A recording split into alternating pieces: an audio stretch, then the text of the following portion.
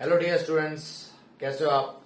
आज मैं आपके सामने आइसोमेरिज्म का नया वीडियो लेके आया हूँ। बहुत इंपॉर्टेंट फंक्शनल आइसोमेरिज्म। ये उन बच्चों के लिए जो 11th में है, 12th में है, या JEE NEET, BITSAT, VIT वगैरह काफी एग्जाम्स के लिए अपेयर करने वाले हैं या एस्पिरेंट्स हैं उनके, तो उन लोग के लिए वीडियो है। और इससे पहले आप आगे बढ़ो, मैं चाहूंगा कि आप मेरे सारे आइसोमेरिज्म के वीडियोस पहले वाले देख लो, है ना, पोजीशन आइसोमर्स तक, तो बहुत फायदा होगा। ठीक है, पार्ट 3 स्पेशली देख लो, पार्ट 2 पार्ट 3 वाले, तो और भी फायदा होगा। तो उनको देख के यहां तक आना तो अच्छा रहेगा। नहीं भी होता कोई बात नहीं, आप यहां से स्टार्ट कर सकते हो। और ये यूनिक फंक्शनल आइसोमर्स का वीडियो है। ठीक है, तो चलो पहले बात करते हैं फंक्शनल आइसोमर्स होते क्या है। What is the meaning of functional isomers. तो फंक्शनल वर्ड में मतलब क्या हो गया, फंक्शनल रूप। देखो पहली बात तो फंक्शनल आइसोमर्स तो स्ट्रक्चरल आइसोमर्स ही है। बेसिकली स्ट्रक्चरल आइसोमर्स की डेफिनेशन पता होनी चाहिए कि उनका molecular formula same but structural formula अलग, यानी कि आईयूपीएसी नेम डिफरेंट होता है स्ट्रक्चरल आइसोमर्स में। तो फंक्शनल आइसोमर्स भी वही बात, उनमें भी वही बात कॉमन होने वाली है, क्योंकि functional isomerism is a type of structural isomerism. तो ये बात तो तय है कि भाई दोनों में कॉमन बात है। अब फंक्शनल आइसोमर्स यूनिकली क्या है, तो फंक्शनल ग्रुप, यानी कि जो जब आप आईयूपीएसी नेम लिखते हो तो कैसे लिखते हो आप कोई भी आईयूपैक नेम, तो आप 2 डिग्री प्रीफिक्स पहले लिखते हो, फिर 1 डिग्री प्रीफिक्स, फिर वर्ड रूट, फिर 1 डिग्री सफिक्स और फिर 2 डिग्री सफिक्स। तो जो 2 डिग्री सफिक्स है उसमें अगर चेंज आ जाए, बदलाव आ जाए, फंक्शनल ग्रुप। 2 डिग्री सफिक्स क्या बताता है अपने को, फंक्शनल ग्रुप के बारे में। तो फंक्शनल ग्रुप अगर डिफरेंट हो जाए, 2 डिग्री सफिक्स डिफरेंट हो जाए, बाकी मॉलिक्यूलर फार्मूला सेम रहे, तो हम बोलते हैं क्या, फंक्शनल आइसोमर्स हैं। दोनों मॉलिक्यूल या जो जितने भी मॉलिक्यूल्स दिए हो। ठीक है, तो ये पहली डेफिनेशन। दूसरी बात, ये डिफर इन केमिकल रिएक्शन। ये देखो, ये इनकी केमिकल रिएक्शंस अलग होंगे। ऑब्वियसली फंक्शनल ग्रुप्स अलग हैं, तो मैकेनिज्म वगैरह या रिएक्शंस आप आगे पढ़ोगे तो ऑब्वियसली उनके प्रोडक्ट्स भी अलग टाइप के ही बनेंगे, उनके अलग मैकेनिज्म से बनेंगे। बात ये नहीं है कि कौन से प्रोडक्ट बन रहे हैं, बात है कि किस मैकेनिज्म से बन रहे हैं, तो वो सारे डिफरेंट हो जाएंगे। ठीक है ना, तो फंक्शनल यहाँ पे केमिकल रिएक्शंस जो हैं वो अलग होंगे। फिर same molecular formula but different function group. ये बात आपको मैं ऑलरेडी बता चुका हूं कि फंक्शनल आइसोमर्स होते क्या हैं। तो यहां तक तो आप समझ गए होंगे। ठीक है, अब हम बात करते हैं कुछ एग्जाम्पल्स के। आपको मैंने पिछले आइसोमर्स के कुछ वीडियोस में बताया हुआ है कि जैसे मान लो मैंने लिया जनरल फार्मूला, एक जनरल फार्मूला होता है जैसे CnH2NO। ये किसको रिप्रेजेंट करता है, तो ये आपको पता है, ये अल्कोहल फैमिली को रिप्रेजेंट कर सकता है और ईथर फैमिली को कर सकता है। अल्कोहल मतलब ROH और ये ROR है ना, ये आपको पता है। तो ये जो जनरल फॉर्मूला है ये अल्कोहल या ईथर के लिए है। ठीक है, एक मिनट, यहाँ पे गलती कर दी, CnH2n+2 है, माय मिस्टेक। CnH2n+2O है ना। आप जैसे एग्जाम्पल लेते हैं तो मान लो मैंने लिखा CH3 या C3H6O। क्या इस फॉर्मूले फॉलो कर रहा है, नहीं कर रहा है, यानी कि C3H8O है ना। अब इस फॉर्मूले देखो, यहाँ 3 डालोगे तो यहाँ पे क्या मिल जाएगा, 8 मिल जाएगा। और तो ये हो गया C3H8O, यानी कि ये पक्का अल्कोहल है या तो ईथर है। तो अल्कोहल में फंक्शन ग्रुप अलग है, ईथर में भी फंक्शन ग्रुप अलग है। यहाँ पे फंक्शन ग्रुप OH है, यहाँ OR है। एल्कोक्सी ग्रुप OR बोलते हैं, OH हाइड्रोक्सी ग्रुप है। तो यहाँ पे हमारे पास फंक्शन ग्रुप अलग अलग है, तो हम क्या बोलेंगे, इनके स्ट्रक्चर जब ड्रॉ करेंगे तो हमें ये अल्कोहल मिल गया और ईथर कैसा मिलेगा, CH3O CH2 CH3, मान लो ये मिल गया। तो क्या ये दोनों फंक्शनल आइसोमर्स हैं, तो बिल्कुल है। क्यों, क्योंकि यहाँ पे फंक्शन ग्रुप अलग है, आप देख सकते हो। ठीक है, तो यही फंडा है फंक्शनल आइसोमरिज्म का। ठीक है, तो इनका जनरल फॉर्मूला होगा और ये कई मॉलिक्यूल रिप्रेजेंट करेगा, ऐसा मैंने वीडियो ऑलरेडी बनाया हुआ है आइसोमरिज्म पे, तो आप देख सकते हो। फिर एक और एग्जाम्पल लेते हैं। ठीक है, जैसे एक ये हो गया, आप पॉज करके नोट करते जाना जो मैं बता रहा हूं। फिर मान लो हमने लिखा, मान लो CnH2NO।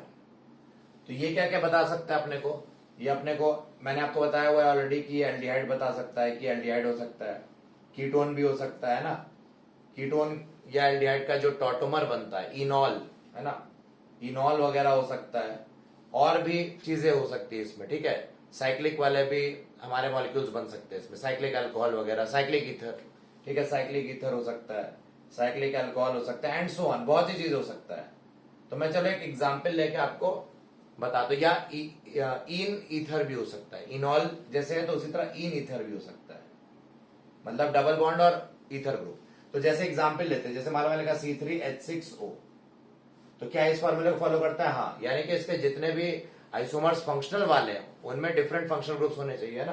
तो देखते हैं, तो एक पहला स्ट्रक्चर हो गया CH3 CH2 CHO, जो इस फॉर्मूले को फॉलो कर रहा है। यहाँ पे एल्डिहाइड ग्रुप है। दूसरा क्या हो जाएगा CH3 CO CH3, यहाँ कीटो ग्रुप है CO, है ना। फिर तीसरा इनॉल, इनॉल बना लें CH2 double bond COH CH3, ये इसका तीसरा हो गया। चौथा क्या हो सकता है, इन ईथर, इन ईथर में मतलब आपका ये हो गया, ये भी हो सकता है इन ईथर, मैंने ये 4 बना दिया आपके सामने। साइक्लिक ईथर और साइक्लिक अल्कोहल, तो साइक्लिक अल्कोहल में 3 कार्बन का अल्कोहल क्या होगा, ये तो होगा, है ना। ये यहाँ पे मैंने आपको ऐसे लिख देना चाहिए। और क्या होगा, साइक्लिक ईथर, साइक्लिक ईथर कैसा हो सकता है, ऐसा हो सकता है। तो ये सारे स्ट्रक्चर्स पॉसिबल है, और ये सब फंक्शनल आइसोमर्स एक दूसरे के, क्यों, क्योंकि ये सब में फंक्शनल ग्रुप ही डिफरेंट है, ठीक है ना। तो these are the functional isomers, यही कॉन्सेप्ट है फंक्शनल आइसोमरिज्म का, और कुछ है नहीं, बहुत आसान से अब आप समझ गए होगे। नोट कर लो जरा इसको, फिर मैं आगे बढ़ता हूं मैं। अब नेक्स्ट, जैसे मान लो ये फॉर्मूला लेते हैं CnH2nO2, तो ये किसको रिप्रेजेंट करता है, ये एसिड को कर सकता है, कार्बोक्सिलिक एसिड, है ना। एस्टर को भी कर सकता है, ठीक है ना। हाइड्रोक्सी एल्डिहाइड को भी कर सकता है, हाइड्रोक्सी एल्डिहाइड, और हाइड्रोक्सी कीटोन को भी कर सकता है, ये यानी कि इन चारों को कर सकता है। और भी आप देख लेना, मैं ये 4 को बना दे रहा हूं। तो कार्बोक्सिलिक एसिड मतलब, जैसे एक एग्जांपल लेते हैं C3H6O2, तो C3H6O2 इस फॉर्मूले को फॉलो कर रहा है ना, आप देख सकते हो C3H6O2।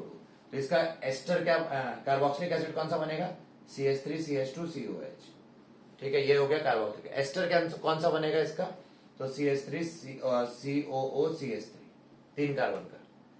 और हाइड्रोक्सी एल्डिहाइड मतलब, यहां बना देता हूं, ठीक है, यहां पे जगह नहीं है तो यहां लिख दे रहा, हाइड्रोक्सी एल्डिहाइड मतलब CH2OH CH2CHO, है ना। हाइड्रोक्सी ग्रुप भी और एल्डिहाइड है, और हाइड्रोक्सी कीटोन भी हो सकता है, ऐसे ही बना सकते हैं आप, है ना। OH यहां लगा दिया और यहाँ COCH3 कीटोन। तो ये सारे क्या हो गए, ये चारों क्या हो गए आपस में फंक्शनल आइसोमर्स हो गया ना, क्योंकि इनमें फंक्शनल ग्रुप ही अलग है, सो इनकी रिएक्शंस भी अलग होंगी। तो इस तरह से हम फंक्शनल आइसोमर्स आइडेंटिफाई करते हैं, ठीक है। सो यहां तक आपको उम्मीद करता हूं समझ में आ चुका होगा। अब मैं और बातें बता देता हूं यहाँ पे। जैसे आपको याद क्या रखना है कि अल्कोहल और फिनॉल्स भी आपस में फंक्शनल आइसोमर्स हो सकते हैं। कैसे हो सकते हैं, जैसे अल्कोहल, मैंने आपको पोजीशन आइसोमर्स में ये बात बताई थी, अगर आपको याद हो तो। जैसे मैंने एक बनाया था एक अल्कोहल, है ना, ये भी अल्कोहल ही है, बेंजाइल अल्कोहल है। और फिनॉल क्या होता है, ये, और फिनॉल का डेरिवेटिव मान लो ये बना दिया। ये क्वेश्चन आता भी है कॉम्पिटिशन का, काफी फेवरेट है, मैंने पोजीशन आइसोमर वाले वीडियो में बताया हुआ है, फिर से बता देता हूं। तो यहां पे देखें कि ये फंक्शनल आइसोमर है कि पोजीशन, ऐसा क्वेश्चन आया था, is it a functional isomer और a position isomer. Priority wise देखें तो ये फंक्शनल आइसोमर है। देखो क्यों, यहां पे ये जो OH ग्रुप जुड़ा हुआ है ये sp3 कार्बन से जुड़ा हुआ है, और यहाँ OH जो जुड़ा हुआ है वो sp2 कार्बन से जुड़ा हुआ है। मॉलिक्यूलर फॉर्मूला दोनों में सेम आएगा, लेकिन OH जिस कार्बन से जुड़ा है उसका नेचर अलग है, उसकी हाइब्रिडाइजेशन अलग है, यानी कि उसकी रिएक्शन भी अलग होगी। जब हाइब्रिडाइजेशन अलग होती है, फंक्शनल ग्रुप जिस कार्बन से जुड़ा होता है, यानी कि उन दोनों की रिएक्शंस भी अलग तरीके से होंगी, क्योंकि यहाँ पे रेजोनेंस हो जाएगा। पार्शियल डबल बॉन्ड कैरेक्टर है यहाँ पे, लेकिन यहाँ पे ऐसा कोई भी, इसमें कोई भी ऐसा लोन पे रेजोनेंस में इन्वॉल्व नहीं है, यानी कि यहाँ की रिएक्शन ही अलग होगी। यहाँ का OH आसानी से निकल सकता है रिएक्शन में, बट यहाँ का OH आसानी से निकल नहीं सकता आसानी से। तो हम बोलेंगे यहाँ पे रिएक्शंस की भी डिफरेंस आ रही है, इसलिए फंक्शनल आइसोमर्स है। क्या ये पोजीशन आइसोमर्स की कैटेगरी में भी आ सकते हैं, ऐसा एक क्वेश्चन आया था, can they be showing both functional और position isomer. Yes, they can be considered as positional, but priority अगर देखें तो फंक्शनल ग्रुप की प्रायोरिटी ज्यादा होती है। जब भी कॉन्फ्लिक्ट आए कि कौन से टाइप ऑफ आइसोमरिज्म शो कर सकता है, तो आपको प्रायोरिटी सीक्वेंस बता दे रहा हूं कि सबसे पहले वो फंक्शनल आइसोमर माना जाएगा। अगर मान लो फंक्शनल और पोजीशन में जैसे यहाँ कॉन्फ्लिक्ट दिख रहा है, OH यहां पे लगा और OH यहां पे लगा, तो यहां पे ऐसा लग रहा है मानो कि फंक्शनल भी हो सकता है, पोजीशन भी हो सकता है, तो प्रायोरिटी वाइज फंक्शनल आइसोमर माना जाएगा। क्या इसको पोजीशन की कैटेगरी में डाल सकते हैं? हाँ, ऐसा एक क्वेश्चन आया था, उसमें मान लिया गया था हाँ पोजीशन भी शो कर सकता है, फंक्शनल भी शो कर सकता है, बट आप क्या बोलोगे, फंक्शनल आइसोमर्स है, याद रखना, अगर एक लौता ऑप्शन आए तो। उसके बाद हमारे पास मेटामर प्रायोरिटी पे आता है, नेक्स्ट प्रायोरिटी पे। फिर आता है चेन आइसोमर, और फिर आता है पोजीशन। तो जब भी कॉन्फ्लिक्ट हो, आपको लग रहा है एक से ज्यादा आइसोमेरिज्म शो कर सकता है, तब इस प्रायोरिटी सीक्वेंस का आपको इस्तेमाल करना बहुत इंपॉर्टेंट। ठीक है, ये कम बुक्स में मिलता है ये बात, तो प्लीज नोट दिस फैक्ट। ठीक है, तो ये तो आपको एक बात और बता दी। अब और एग्जाम्पल लेते हैं, जैसे अमाइड हो गया और ऑक्साइम, ये दोनों भी आपस में फंक्शनल आइसोमरिज्म है ना। ऑक्साइम क्या होता है, सी डबल बॉन्ड ओ,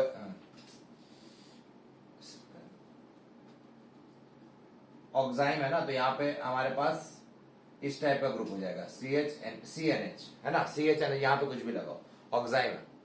तो अमाइड और ऑक्साइम ये भी क्या है, फंक्शनल आइसोमर। जैसे मान लो हमने बनाया CH3 CH2CONH2, तो इसका ऑक्साइम कैसा होगा, तो यहां पे ऑक्साइम में क्या होगा, CH3, सॉरी मेरा माय मिस्टेक, ऑक्साइम होता है आपका ये NOH है ना, एल्डोक्साइम आपने जब पढ़ा होगा, NH2 नहीं NOH। ठीक है, तो यहां पे क्या होगा, CH2CH डबल बॉन्ड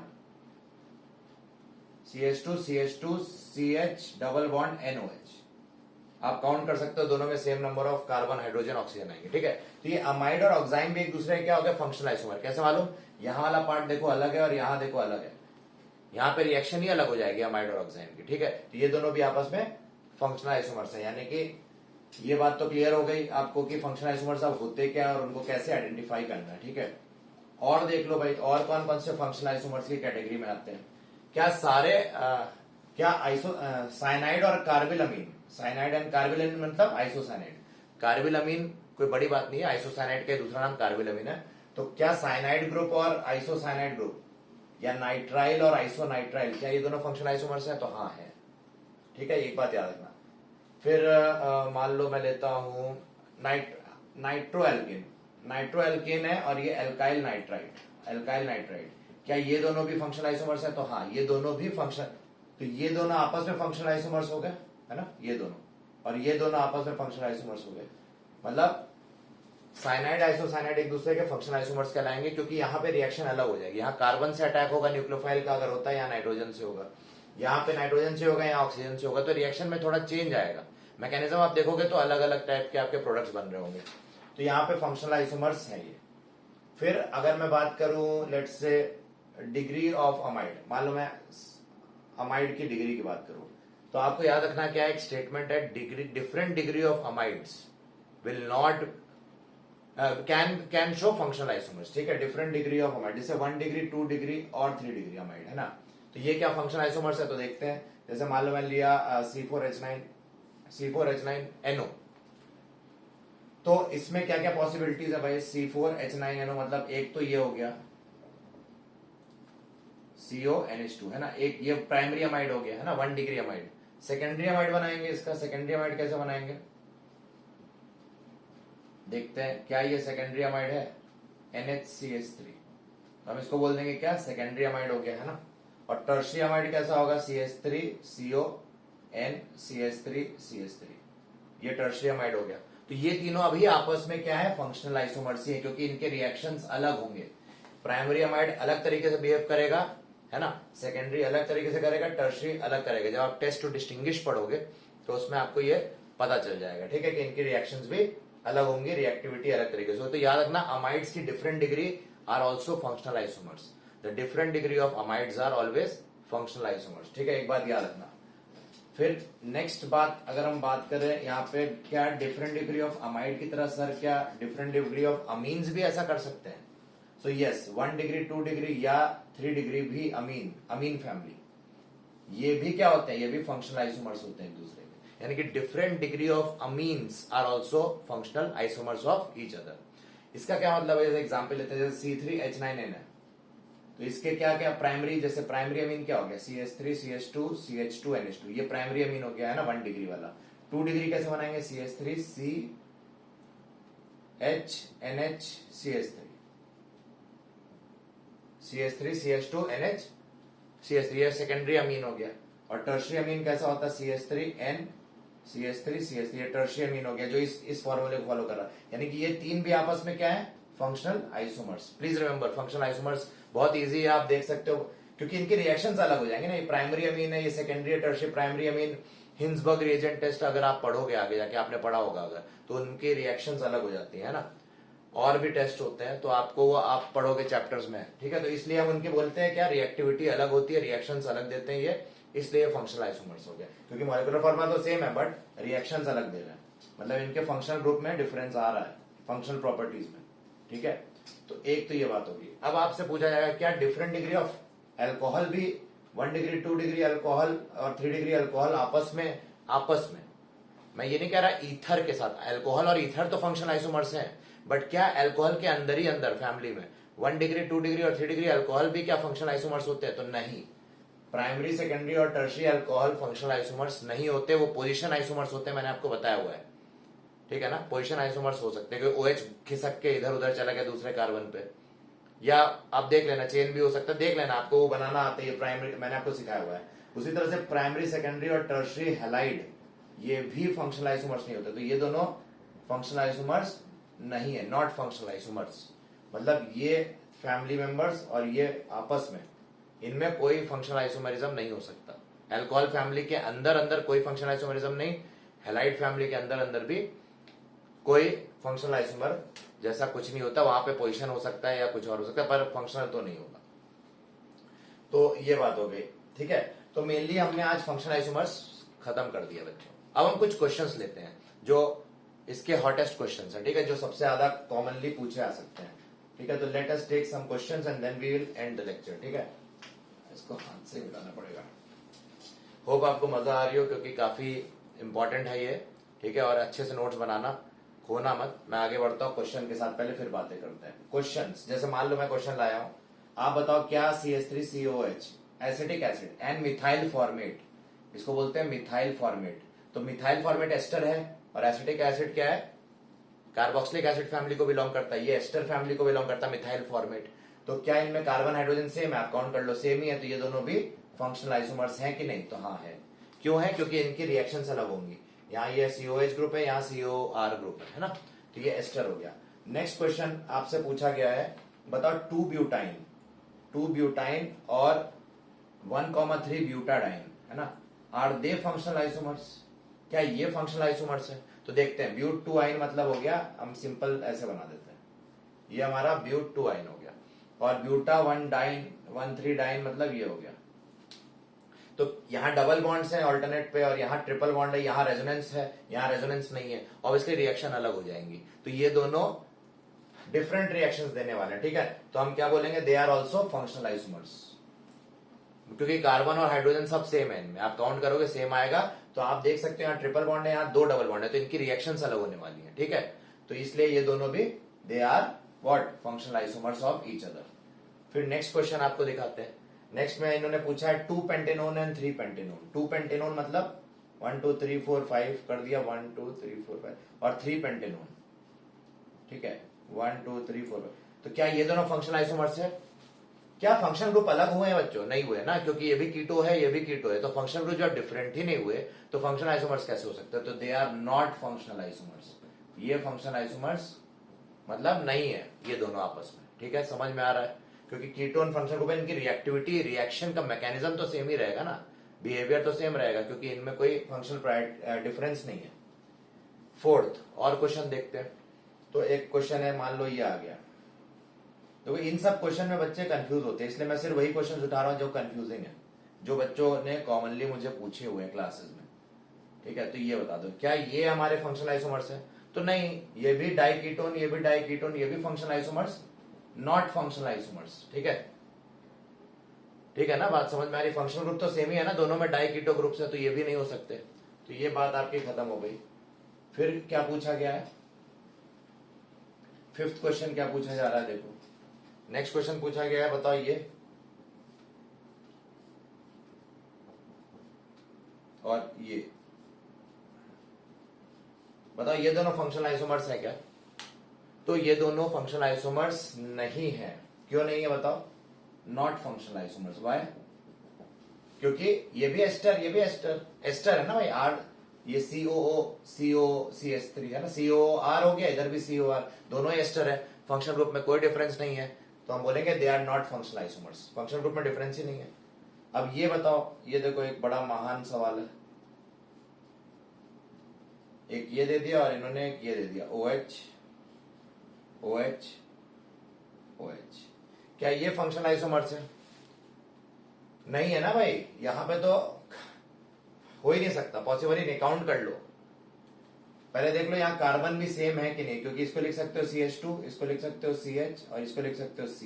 तो काउंट करो कार्बन कितने हुए, 1 2 3 कार्बन हुए, हाइड्रोजन कितने हुए, 2 3 4 5 6 और O 3, ठीक है। और इसका अगर मॉलिक्यूलर फॉर्मूला देखें क्या आ रहा है, यहाँ 2 1 3 2 5 और 3 8, तो यहाँ 3 कार्बन है पर 8 हाइड्रोजन है और ऑक्सीजन 3 है। तो क्या है, पहली बात इनका मॉलिक्यूलर फॉर्मूला ही अलग है दोनों का भाई। तो आप ये मत कर देना कि पहले ही आपने सीधा आइसोमर्स पहचानना चालू कर दिया। पहले देखो क्या वो आइसोमर है भी एक दूसरे के, तो इनके अगर मॉलिक्यूलर फॉर्मूला डिफरेंट है तो ये कभी भी आइसोमर्स नहीं हो सकते, ये कोई भी आइसोमरिज्म नहीं शो कर रहे हैं। फंक्शनल आइसोमर तो छोड़ ही दो, तो they are not functional isomers. आप एक बार वेरीफाई कर लेना मैंने जो निकाला है सही है कि नहीं, लेकिन यही है, ठीक है। तो इस तरह से क्वेश्चन आ जाते हैं, तो आपको जल्दबाजी नहीं करनी है, पहले देखो क्वेश्चन, देखो क्या वो आइसोमर है, तब अटेम्प्ट करो। फिर नेक्स्ट क्वेश्चन विच, हाँ ठीक है, यहां तक आप लिख लो। और फिर नेक्स्ट क्वेश्चन जो है which are functional isomers and position isomers, ठीक है, ये सब तो आप समझ गए हो, ये मैंने ऑलरेडी करा दिया है। क्या ये दोनों, ये वही पूछ रहे हैं, क्या ये दोनों क्या फंक्शनल एंड पोजिशन दोनों है? तो भाई ये दोनों तो फंक्शनल आइसोमर्स हो गए, ईथर और अल्कोहल, है ना। तो ये तो फंक्शनल आइसोमर्स है, पर इन्होंने पूछा क्या पोजीशन भी है, तो नहीं भाई पोजीशन तो नहीं है, ठीक है ना। तो इस टाइप के क्वेश्चन आ जाते हैं। तो that is all about functional isomers. मैंने पूरी तरह से खत्म कर दिया फंक्शनल आइसोमर्स को, इससे ज्यादा मुझे लगता कुछ आएगा। नंबर ऑफ आइसोमर्स निकालना वो तो आपको आगे भी सिखाएंगे जब ऑप्टिकल और ज्योमेट्रिकल वगैरह डिटेल में करेंगे, ठीक है। तो थैंक यू बच्चों, ये था आज का मेरा लेक्चर फंक्शनल आइसोमर्स में। होप आपको पसंद आया होगा। आप स्पीड थोड़ा फास्ट लगे तो स्लो कर लेना, स्लो लगे तो फास्ट कर लेना, जैसा भी आपकी कैपेबिलिटी कैलिबर के ऊपर है और नेट इंटरनेट स्पीड पे भी डिपेंड करता है, ठीक है।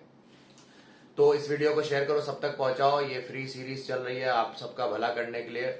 जो इन्फॉर्मेशन मिल रही है वो यूनिक कोशिश कर रहा हूं, पूरी तरह से यूनिक रहे, और बहुत ही मेहनत लगती है इन सब वीडियोस में। तो आप इनका फायदा उठाओ, और ये मैं टॉपिक वाइज कर रहा हूँ, चैप्टर वाइज नहीं। तो टॉपिक वाइज में फायदा क्या हो रहा है, आपको जो वीडियो देखना है वही, आप सिलेक्टिविटी आपकी बढ़ जा रही है, आपको जो चाहिए वो मिल जा रहा है एग्जाम के पहले।